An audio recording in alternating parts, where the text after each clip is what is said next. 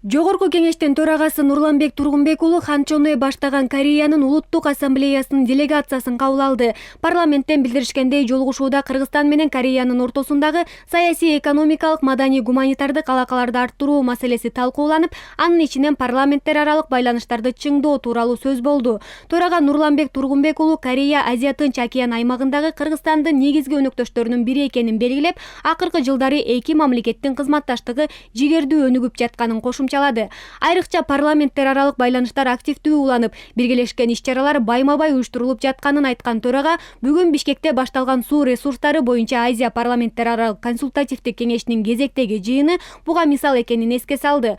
Ошону менен катар эки тараптуу иш-сапарлар байланыштарды бекемдөөгө өбөлгө түзүп жатканын билдирген төрага, Борбор Азия Корея форматындагы жолугушууларда ийгиликтүү өтүп жатканына токтолду.